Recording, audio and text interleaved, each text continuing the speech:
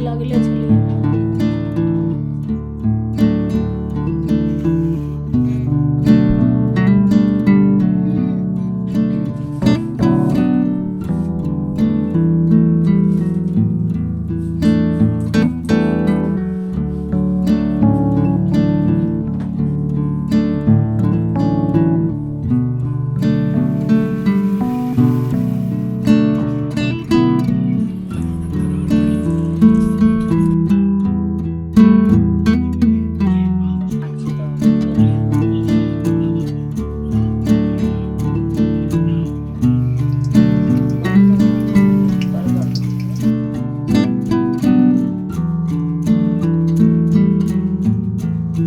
Hello everyone, Radhe Radhe. क्या हाल चाल हैं आप लोगों के। आई होप कि आप सभी बहुत अच्छे होंगे, स्वस्थ होंगे, मस्त होंगे। मैं भी एकदम ठीक ठाक हूँ। Welcome back to my channel Ashrashi vlogs. मैं हूँ रुचि। तो ये व्लॉग है मेरा होली के नेक्स्ट डे का, और सुबह के जो है लगभग बज चुके हैं, अभी 8:30 या 9 बज गए थे। और कौन कौन मेरी तरह है जो कि मायके माँ के लेट से उठता है, ज़रूर बताना कमेंट में। मैं तो मतलब 9 तो बज ही जाते, 8:30-9 बजे के बाद ही उठती हूँ मैं। उससे पहले तो मैं नहीं उठती हूँ। जब मम्मी गर्म पानी वगैरह कर लेती है ना, तब जाके फिर मुझे उठाती हैं। तो यहाँ पे गर्म पानी किया था मम्मी ने, तो सुबह सुबह मैंने गर्म पानी पिया। तब तक फिर जो है मम्मी चाय बना के ले आई थी। तो सुबह की जो पहली चाय होती है वो मम्मी ही बनाती हैं। दोबारा जब हमें पीना होता है ना, या शाम की चाय होती है, तो फिर वो मेरी ड्यूटी होती है बनाने की। तो चाय के साथ साथ यहाँ पे बिस्किट भी था। और यहाँ आके ना पूजा पाठ सब कुछ छूट गया, क्योंकि मैं सुबह सुबह उठ के ना चाय के साथ बिस्किट तो खा ही लेती हूँ। नहाना तो बहुत लेट से होता है। मुझे सबसे ज़्यादा नहाने में ही आलस आता है। यहाँ पे मेरा मन ही नहीं करता रहता है नहाने का।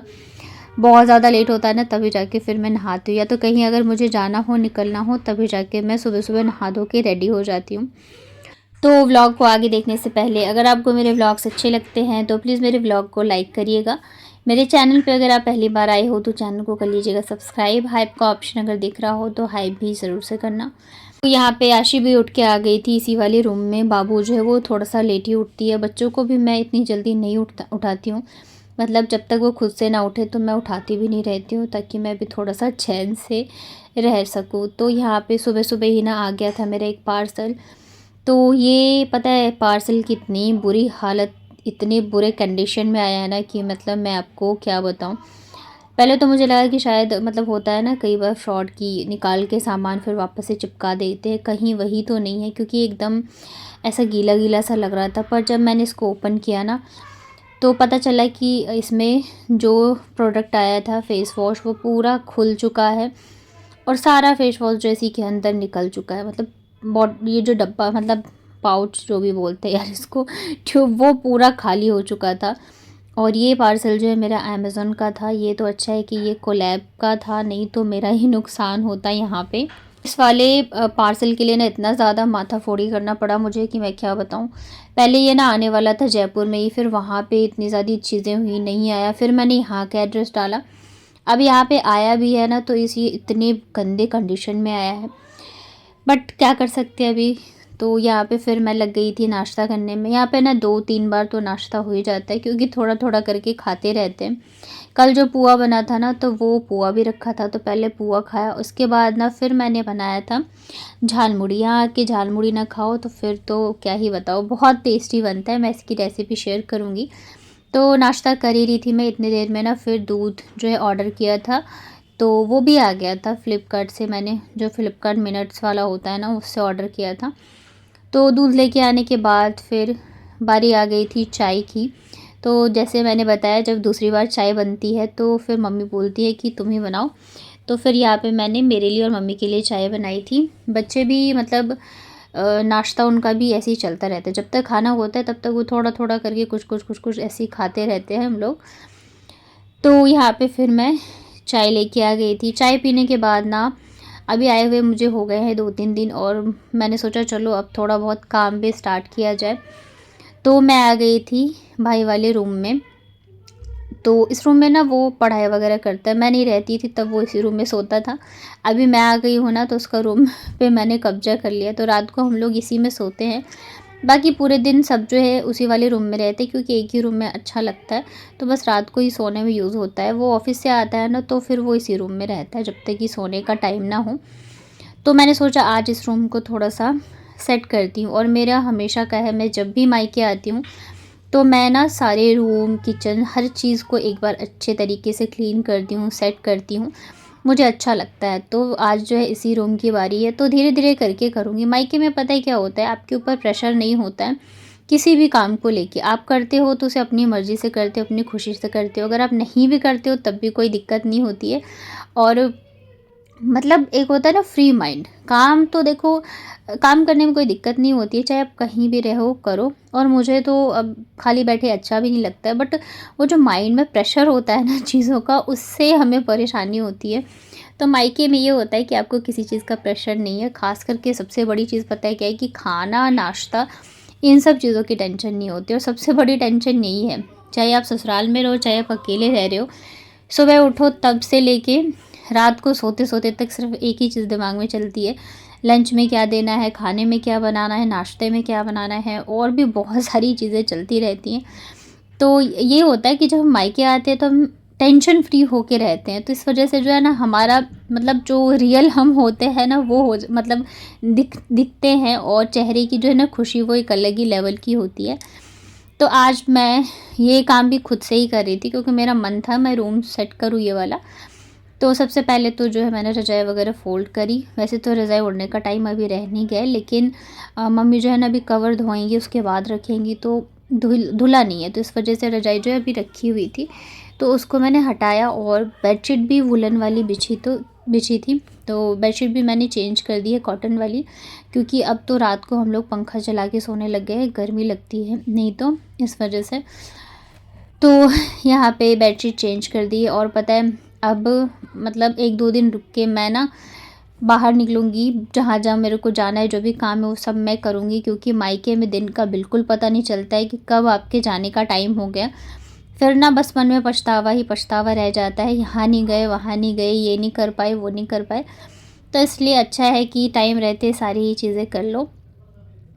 तो यहाँ पे बेड मैंने अच्छे से सही कर दिया था, और रज़ाई जो है ना, मतलब मैं जब रहती हूँ ना, चाहे मैं ठंड में हो कभी भी हो, तो मेरी मम्मी कहती है कि तुम ही फ़ोल्ड किया करो, क्योंकि मैं ना बहुत एकदम इसको अच्छे तरीके से फ़ोल्ड कर देती हूँ, तो इस वजह से। तो यहाँ पे मैंने देखो रज़ाई को अच्छे तरीके से फ़ोल्ड कर दिया है। और अभी रात को पंखा तो चलता है, पर जब हल्की ठंड लगती है ना, तो फिर ये वाला पतला वाला जो ब्लैंकेट है ये काम आता है। तो इसको जो है इसे भी मैं फ़ोल्ड कर देती हूँ, एक ही ब्लैंकेट में काम हो जाता है। लेकिन बच्चे ना जितने भी यहाँ पे रखे रहते हैं, तो दिन में जैसे बच्चे कहीं भी खेलने आ गए ना, तो वो सारा ही खोल के रख देते हैं। वैसे तो कोशिश करती हूँ उस रूम में ना ही आए, क्योंकि उसकी सारी बुक्स वगैरह पड़ी रहती है, मेरे भाई की लैपटॉप, मैग, सब कुछ उसका पड़ा रहता है। तो बच्चे ही हैं, तो उतना आशीष चलो नहीं करती है, बाबू बहुत ज़्यादा बदमाशियाँ करती हैं, बहुत ही ज़्यादा। तो उस पे तो ऐसा लगता है कि वो कहीं तोड़ फोड़ ना दे, तो इस वजह से कोशिश करती हूँ कि वो ना के बराबर ही आए इस रूम में। पर फिर भी आती है ना, तो वो ऐसे करती है उधम मचा के, और यही सब करके जाती है। तो बेड को क्लीन करने के बाद फिर मैं आज इसको भी क्लीन कर देती हूँ, टेबल को इसके। तो इस पे इसकी चीज़ें ही रखी हुई है, आप देख सकते हो, इसी का लैपटॉप और बुक्स, नोटबुक, क्योंकि यहाँ पे पढ़ाई करता है। तो यहाँ की सारी चीज़ें पहले तो मैं एक बार हटा देती हूँ। और पता है इस इतनी अच्छी तरीके सब कुछ कर दो, साफ़ सफाई, और उसके बाद फिर जब उसको कोई चीज़ मिलती नहीं है, तो फिर वो बोलेगा कि कहाँ यहाँ रख दिया मेरा सामान, वहाँ रख दिया। तो इस चक्कर में मैं सोचती हूँ कि नहीं छूऊंगी, लेकिन फिर मेरे से देखा भी नहीं जाता है। तो हर बार का यही है कि मैं एक बार साफ़ तो ज़रूर कर देती हूँ। हालांकि सारी चीज़ें जहाँ जो रखी है वहीं पे मैं रखती हूँ, पर उसको ना मिलती ही नहीं रहती है। खैर कोई बात नहीं। तो यहाँ पे मैंने पहले तो सारी चीज़ें यहाँ से हटाई एक एक करके, और उसके बाद ना मैं इसको सूखे कपड़े से एक बार झाड़ देती हूँ। दिल्ली में ना पॉल्यूशन भी बहुत ज़्यादा है, धूल मिट्टी भी बहुत ज़्यादा उड़ती है, तो इस वजह से दोनों ही रूम में ना उसने एयर प्यूरीफायर लगा रखा है। यहाँ पे भी आप देख सकते हो, ये रूम छोटा है तो छोटा वाला है, और दूसरे वाला जो रूम है वो बड़ा है, तो उसमें बड़ा वाला लगा रखा है। लेकिन उसके बावजूद भी काफ़ी ज़्यादा धूल मिट्टी हो ही जाती है। तो पहले सूखे कपड़े से मैंने साफ़ कर दिया, फिर मैंने यहाँ से कोलिन डाल के टेबल को अच्छी तरीके से मैंने क्लीन कर दिया था। और उसके बाद ना वापस से मैं सारी चीज़ें जो जैसे रखी थी वैसे ही लगा दूँगी, बट थोड़ा सा अच्छे से अरेंज करके लगा देती हूँ, ताकि देखने में ना अच्छा लगे। तो यहाँ पे ये बहुत सुंदर है, इसमें ना लाइट जलती है प्लग में लगा के। तो अभी तो फ़िलहाल नहीं जलाना है, बस इसको ऐसे ही मैंने साफ़ करके रख दिया था जो धूल मिट्टी वगैरह लगी थी। फिर इसका ये पेन स्टैंड है, तो उसमें इसकी पेन वगैरह होती है। ये इसका लैपटॉप है, मैकबुक है। तो सारी चीज़ें मैंने जो जैसी थी ना, तो वो मैंने वैसे ही अरेंज करके रख दी है। और कमेंट में बताना कौन कौन मेरी तरह है, जैसे मायके में भी बैठे बैठे चैन नहीं आता है, तो वहाँ जाके भी लगता है कि नहीं कुछ ना कुछ तो करना ही करना है काम। तो यहाँ पे देख सकते हो पूरा रूम वगैरह मैंने सेट कर दिया और झाड़ू वगैरह लगा दिया था। और अब जो है ना अच्छा लग रहा था रूम, एकदम अच्छे से सेट। बस ये एक सिलेंडर रखा है यहाँ पे, तो कोई बात नहीं, बस इसको ऐसे ही रहने देते हैं। बाकी चीज़ें जो है ना एकदम सेट है, तो अच्छा लग रहा है, एकदम परफेक्ट लग रहा था। तो बस अब इस रूम को मैं लॉक कर दूँगी, क्योंकि इस रूम का कोई भी काम नहीं है। मेरा एक जो बैग है ना वो इस रूम में रख दिया है मैंने, दूसरा वाला बैग जो है मैंने दूसरे वाले रूम में रखा हुआ है। तो चलिए चलते हैं अभी दूसरे रूम में। तो उसके बाद ना मैंने किचन को भी थोड़ा सा सेट किया था। और ये है फिर शाम के टाइम का। तो वैसे तो होली पे गुजिया बनाई जाती, पर हमने होली के नेक्स्ट डे बनाई थी गुजिया, क्योंकि एक दिन पहले ना हम लोग आए थे तो बहुत ज़्यादा थके थे, फिर उसके बाद होली हो गई। तो इस वजह से हमने सोचा आराम से बनाएंगे। पुआ वगैरह तो बन ही गया था, तो मावा तो लेके आ गई थी मैं। और यहाँ पे ना फिर ड्राई फ्रूट्स वगैरह मैंने कट कर दिए थे। इसके बाद यहाँ पे चीनी को अच्छे तरीके से पीस दिया था, मावा को ना एकदम अच्छे तरीके से भून भून दिया था। और सारी चीज़ों को ना यहाँ पे मिक्स कर देंगे। इसमें ना इलायची का पाउडर भी ऐड किया है और ढेर सारे ड्राई फ्रूट्स ऐड किए थे। सारी चीज़ों को अच्छी तरीके से मिक्स कर देते हैं। और मम्मी ने जो है आटा वगैरह लगा दिया था और मैंने ड्राई फ्रूट्स कट कर दिए थे। तो बस ऐसे ही मिलजुल के ना काम आसान हो जाता है और अच्छा भी लगता है। ऐसे ही अकेले एक इंसान लगा रहे और दूसरा कुछ ना करे तो अच्छा भी नहीं लगता है। तो थोड़ी बहुत चीज़ें जो है मैं करती रहती हूँ, और मुझे एकदम प्रॉपर लेटे हुए भी अच्छा भी नहीं लगता है। तो यहाँ पे फिर मैंने और मम्मी ने मिलके बनाए थे गुजिया। तो यहाँ पे बना रही थी मैं, और विदाई के व्लॉग के लिए भी कमेंट आ रहे थे कि मैंने विदाई का व्लॉग जो है वो नहीं डाला, और साथ ही मैंने दुल्हन का भी फेस रिवील नहीं किया। तो विदाई का व्लॉग जो है मैंने शूट किया हुआ है, वो मेरे दूसरे वाले फ़ोन में है, बट वो मैंने ना नहीं डाला है क्योंकि मैं एडिट नहीं कर पाई हूँ। और दुल्हन का फेस जो है मैंने रिवील इस वजह से नहीं किया, क्योंकि बिना पूछे किसी की चीज़ें रिवील करना या फेस रिवील करना मुझे सही नहीं लगा। मैं यूट्यूब पे हूँ तो मुझसे रिलेटेड जो भी चीज़ें होती हैं वो मैं शेयर करती हूँ, और वो अभी नई नई आई हैं, तो इस वजह से भी मैंने नहीं किया। हाँ, कभी अगर होगा जब सारी चीज़ें मतलब कि थोड़ा टाइम हो जाएगा और मैं एक बार पूछ के ही करूँगी। मैं कभी भी पता है किसी को भी मेरे व्लॉग्स में लेती हूँ, अगर कोई मतलब मेरी फैमिली के अलावा आता है तो मैं ज़रूर से पूछ लेती हूँ कि आपको मतलब कंफर्टेबल तो हो ना, क्योंकि मैं नहीं चाहती हूँ कि मैं अपने फ़ायदे के लिए, ज़रूरी नहीं हो कि हर इंसान यहाँ पे आने में कंफर्टेबल हो। बाकी का तो छोड़ो, मेरा जो खुद का मेरा भाई छोटा भाई है ना, वो उसे पसंद नहीं है। हालांकि वो मुझे बहुत हेल्प करता है यूट्यूब में, और मतलब हर एक चीज़ में उसी ने मेरी हेल्प करी हुई है, लेकिन उसको पसंद नहीं है। जब भी मैं वीडियो शूट करती हूँ ना, और गलती से भी मैं वीडियो बनाने लगूँगी तो वो कहेगा मुझे मत लेना। तो मैं कभी कभार ऐसे छुपा के उसको ले लेती हूँ, नहीं तो मैं ना के बराबर ही आप मेरे व्लॉग्स में मेरे भाई को देखोगे, बहुत कम ही ऐसे होता है कि आता है, नहीं तो वो हमेशा मना ही करता है। तो यही है कि हर किसी की अपनी एक प्राइवेसी होती है, तो इस वजह से मैंने ज़्यादा शूट नहीं किया। विदाई का व्लॉग भी मैं देखूँगी, अगर वो उस तरीके से एडिट हो पाया तो मैं ज़रूर आप लोगों के साथ शेयर करूँगी। मुझे ना मेन जो हमारे में विधि वगैरह होते हैं ना, वो सब चीज़ें मुझे शेयर करनी थी, क्योंकि वो बहुत अच्छा होता है, इस वजह से। तो यहाँ पे देख सकते हो गुजिया जो है मैंने और मम्मी ने मिलके बना ली थी। फिर मम्मी चली गई थी उसको तलने के लिए, तो थोड़ा सा ना ये आटा बच गया था, तो मैंने सोचा इसकी ना नमकीन बना देती हूँ।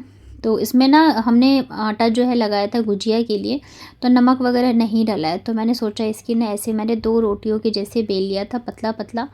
इसके ऊपर ना मैंने थोड़ा सा ऑयल डाला, नमक डाला, लाल मिर्च डाली और धनिया पाउडर डाला। ऊपर से मैंने एक और ये पतली सी रोटी जो बेली थी उसको डाल दिया। दोनों को चिपका के अच्छे तरीके से, और फिर मैंने एकदम पतला सा बेल लिया था। और अब हम इसको ना नमकीन के जैसे ही एकदम पतला पतला सा जो है कट कर लेते हैं। तो हमारी मसाले वाली नमकीन जो है बनके तैयार हो जाएगी। तो चलिए अभी देखते हैं मम्मी गुजिया तल रही है। तो बचपन में जब भी कोई त्यौहार होता था और कुछ भी बनता था ना घर में, तो ऐसा लगता था कि बस कब बनेगा और कब खाने को मिल जाएगा। तो आज भी वैसा ही था, मम्मी बना रही थी और बस ये हो रहा था कि जल्दी से बने और खा लें। तो सबसे पहले तो मैंने हनुमान जी को भोग लगाया था, क्योंकि यहाँ आके मेरा सब कुछ छूट गया है लगभग।